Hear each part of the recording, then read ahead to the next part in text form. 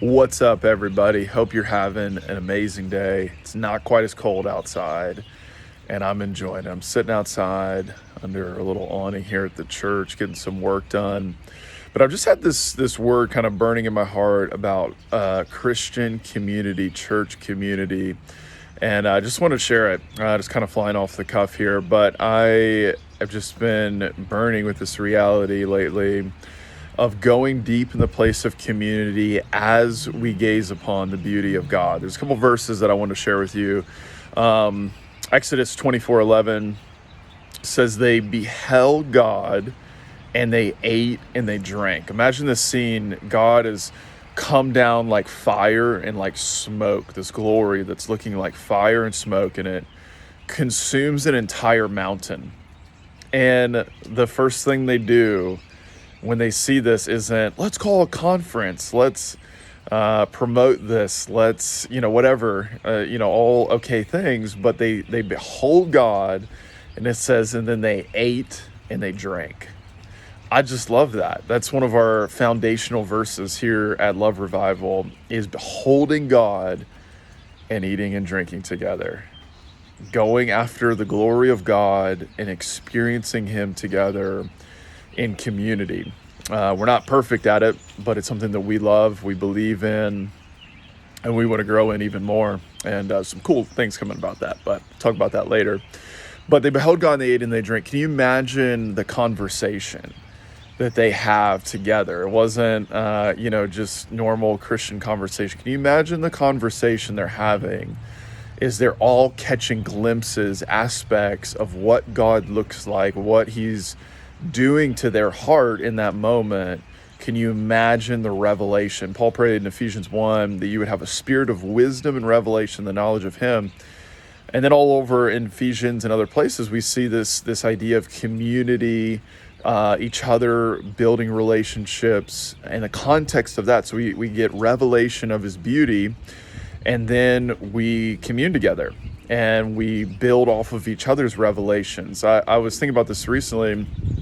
So in Revelation, I talk about this a good amount in my messages, but another aspect that I'm just kind of recently seeing, Revelation and in Isaiah, we see that the angels, the seraphim, have eyes all around them, and they have eyes within them. So they have dozens, hundreds, maybe thousands of eyes that have one job: behold God and proclaim what you see. Every second they see another aspect of His beauty, of His glory, of what He's like, His character, His nature, His greatness, His goodness, His glory for all of eternity.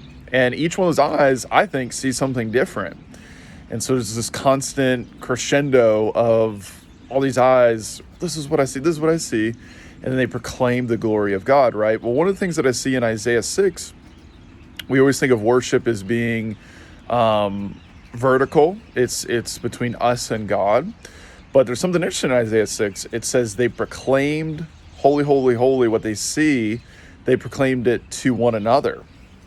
So they look at God and they say, holy, you're beautiful, you're awesome, right? Worthy, worthy, worthy. But then they look at each other and proclaim the same thing. They see something of God, they proclaim it to one another, and worship breaks out, right? There's things that you cannot get from God all by yourself. People say, all I need is God. Well, that's actually not biblical. God has placed a part of Himself in your brother or your sister. God has placed a part of His character, His nature, His image. He's hidden it in the heart of your brother and your sister. And, when they say holy, I don't think it's this thing of like, well, I know it's not biblically. It's not this thing of just God is really righteous. They would get tired of that eventually. God didn't break the 10 Commandments today. He's holy. No, it's just a way of summarizing, catching a new glimpse of His glory, His beauty. They see something new, and all they can say is holy. And so when they proclaim this amongst one another, they're mutually encouraged, and they catch a new glimpse of His beauty and His glory. The other passage I've been thinking about, I connect this with Exodus 24. Some of the early Jewish rabbis, like from that time period, of Exodus and other early Christian writings, they would say that when they ate the bread of the presence, they would hold it up and they would say, "Behold the love of God." And they reference that in Exodus 24, that they beheld God and they ate and they drank. And so I really think Exodus 24 is a really beautiful picture of the Last Supper, actually. I think it's a foreshadowing of the Last Supper. In Last Supper, they ate and they drank and they beheld God. I love that. You can even see it, actually. I think the artist of the Last Supper famous painting kind of knew that and meant to do that, because behind it, if you look in the painting, there's a window and there's a mountain behind it, and I think that's actually kind of what they were going for. And so they behold God, Jesus, and they ate and they drank, right? They behold his glory, because Exodus 24 is the beginning of the Old Covenant. That whole section is the beginning of the Old Covenant, and then in the New, we see them beholding God up close and personal in the person of Jesus, and beholding God and eating and drinking one with another. So anyway, I encourage you today, go deep in community. If you don't have a local church, find one. It is unbiblical to not go to one, plain and simple. Hebrews makes it clear that as we wait for the day of his return, we are called to gather with one another. We're called to build community, to be accountable to leaders, and to grow with one another. Amen. So, all right. Love you guys. Hope you have a great day. Hope this encourages you.